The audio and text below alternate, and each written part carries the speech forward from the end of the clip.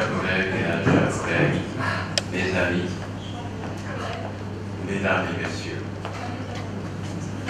I have a brief comment for you that I would like to offer you. The title of the comment is The Word of Reconciliation. And the comment involves 3 mini points. The first one has to do with a tension, the second with a dilemma, and the third with a reminder. Let's narrow the focus. Let's talk not about external reconciliation, but let's talk some more about internal reconciliation. That is to say, suppose that one of our concluding themes is how to achieve internal reconciliation between Ukrainians who want to continue to live in Ukraine and other Ukrainians who want to live in a separate Donbass, not a separatist, but a separate Donbass. Now, there are different conceptions in this conference of just what reconciliation would involve, whether external or internal. Here we focus just on internal reconciliation among Ukrainians. The first point then is a certain tension. On the one hand, Archbishop Shevchuk, Bishop Boris, and the Papal Nuncio represent what some might call a mainly theological, a religious, or a spiritual approach to reaching reconciliation among Ukrainians. And then, on the other hand, we have Chancellor Shishok and the ambassadors, who represent what some might call, again rather loosely, mainly diplomatic, secular, or laicized approaches to reaching reconciliation among Ukrainians.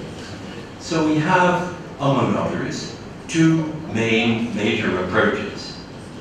Now, there seems to be a certain tension among these approaches. So here's a second point. Besides these approaches, I want to crystallize this tension in terms, artificial terms, of a dilemma. I think the tension arises from this dilemma. Here's one way to put the dilemma.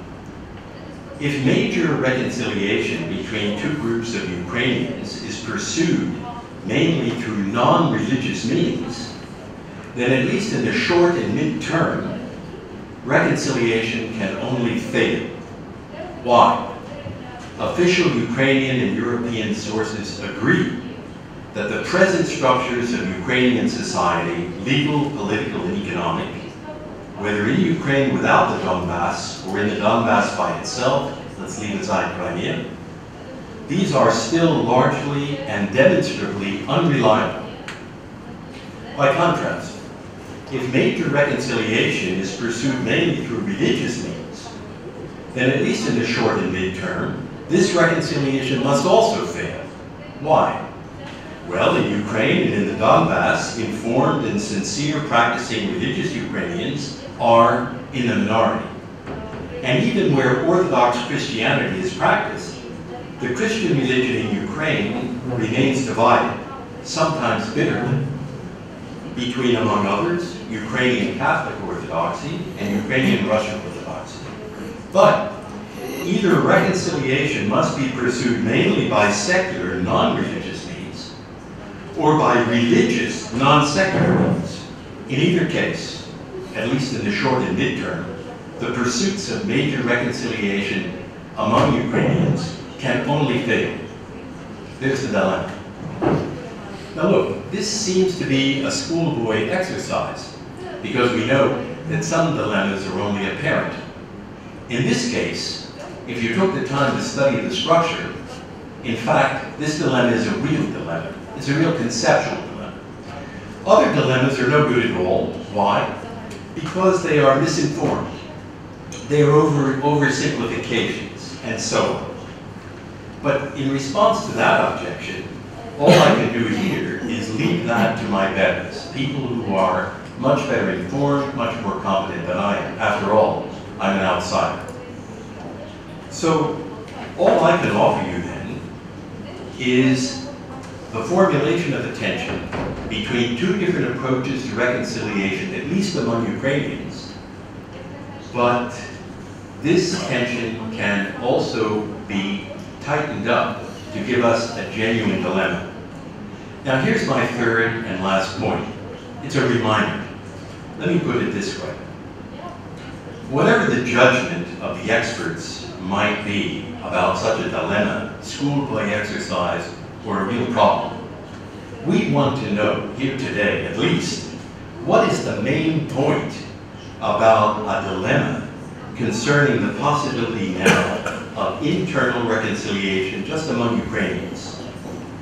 I take it that the main point seems to be that internal reconciliation requires for its eventual success prior successes in the different areas, not of reconciliation, but of conciliation.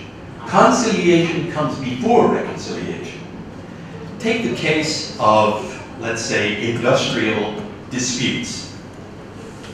Reconciliation efforts there are more or less successful as a function of prior successes in conciliatory strategies, such as what the former Prime Minister was referring to as confidence-building measures, building trust. So too, perhaps in Ukraine today, achieving reconciliation, at least internally, requires multiplying practical conciliations, not more theory, practical conciliations. But what is the key to successful conciliatory efforts? One key, I think, and this was my title, is what I would call here the word of reconciliation, the logos. But we need to remember that before we can interpret this Greek word, we need to understand it. That is, the Greek logos is a natural philosophical word for any rational account whatsoever. From our human standpoint, the natural logos comes before the supernatural logos, the word itself, what we've heard some referring to as the Son of God. Now to conclude, from this outsider, ignorant perspective, I take it that the sorry truth today in Ukraine, partly, at least in a contentious case of how to achieve at least internal reconciliation among Ukrainians, the sorry truth is that many do not seem to be able to receive any supernatural word of reconciliation without first passing through the natural words of conciliation. Now perhaps trying to parse these modest natural words reasonably is part of the essential task today of our main host here, namely the International Institute for Ethics and Current Issues. That's the word of reconciliation.